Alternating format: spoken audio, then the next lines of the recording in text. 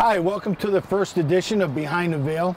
I'm State Representative Kurt Vail, representing the beautiful towns of Stafford and Somers in the 52nd Assembly District. First show, we had the privilege of going out to Stafford Motor Speedway, who this weekend had the Spring Sizzler. We had an opportunity to talk to the Aroots, the owners of the racetrack, along with many of the local drivers. So let's head on out to the track. You guys purchased the track in 1970. Do you know the history of the track? Yeah. I know this was a fairgrounds. Can you give us a brief history? It was a fairground established in 1870, I want to say. So they put it up because Hartford was starting to really get built up, and they wanted a place for all the people in Hartford and New Britain to come out. So they put up this big fairground. It was a horse track. They had races there, a midway. They actually had a roller rink upstairs in the clubhouse, and it really grew. It was one of the biggest fairgrounds in New England. It was enormous. And then right around the time when the car was invented, beginning of 1910 or so, the 20s came along and they started to race midgets. So that started to get built up, and they raced midgets here, I want to say, until the 50s or so. Really? Yeah. Wow. And then from there they started NASCAR started to develop 55, 56, and they started to race stock cars, modified. It was still dirt track. Yep. And then right around 1968, they paved it. Wow. And that's when really the cars started to change. Yep. The racing got a lot quicker. And NASCAR, it was a NASCAR track from there on out. Now, you guys were one of the first in the country to join NASCAR. Yeah, we were one of the original tracks. Yeah.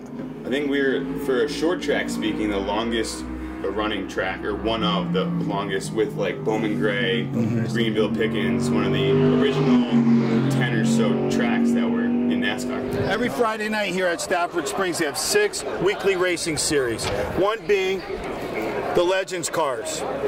Okay, they race around the smaller track in the middle. Who runs the track now? My parents do. Okay. Mark and Elisa. And you guys help out? Yep. Yeah, absolutely. You also race too, correct? Yes, we also race. Yeah, so that's good.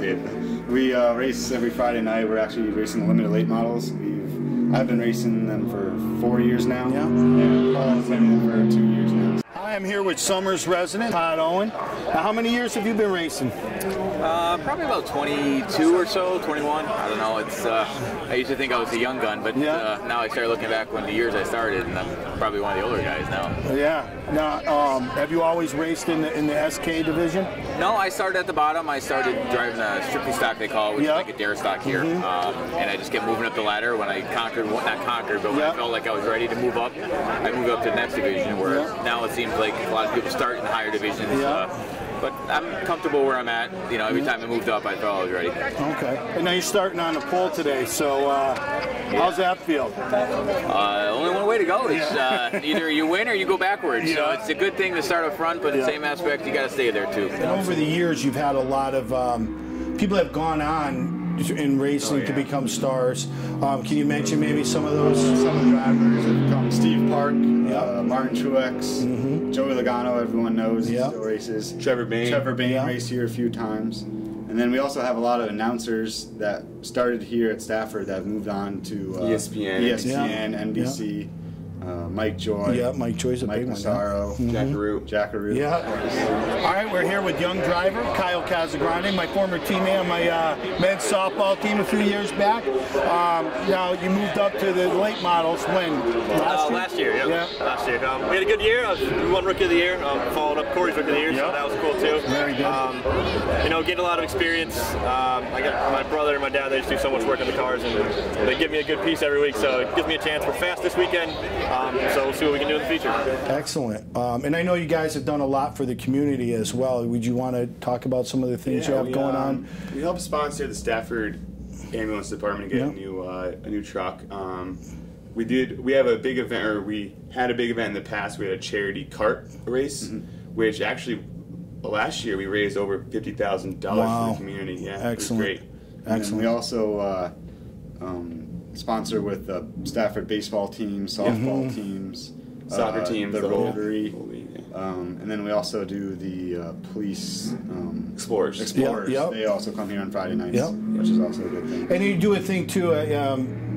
I know you got very affordable prices to begin with, but I know at least during 1 month, don't you have the kids? They wear their game jersees, no matter what town they're from. May, if you have baseball, lacrosse, team, anything. You come, kid, it's 6 to 14, for free of charge. Yeah, excellent. Any jersey, Cub Scouts, Boy Scouts. We try to have a lot of those promotions. Yeah. We also have an event in September. It's called Back to School, SK, for the SK, a modified school. Yeah. And if you wear any team jersey, Patriots, Red Sox, if it's your own sports team, you're admitted free of charge. Excellent. I'm here with my old friend, known you since you were this big, going to Hartford Whaler games together.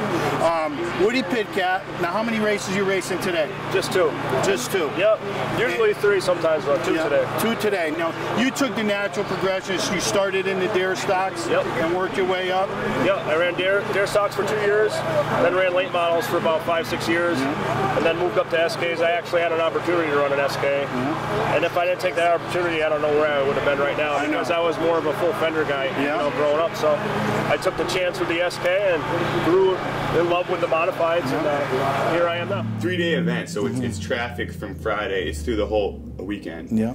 And it could range on Friday. It's smaller, from like 2,000 to 5,000 people, but over the course of the weekend, upwards of 10,000 people come to Stafford, Summers, the whole thing, and they stop the businesses all over the place, and they come to Stafford. They'll stay the night.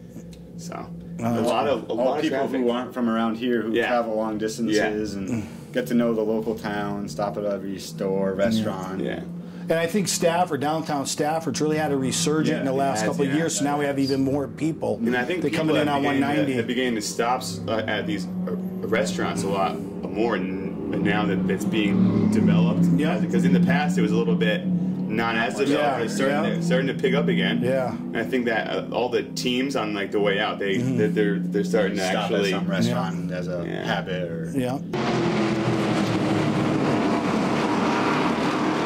And you have a lot of local sponsors like Shark Cycle. They get involved, and a lot of the other ones, not to leave anybody out. And not only that, they sponsor here, but they also sponsor some of the race cars. Yeah, I think the local economy speaking, it's more of not sponsoring the track, it's sponsoring the drivers, which is great. Which is because all these guys, they race expensive sport. They need help, and the driver also is able to promote these businesses. And I know us personally, we have sponsors on our cars, and we have to help them promote their business. That's the whole point. Absolutely.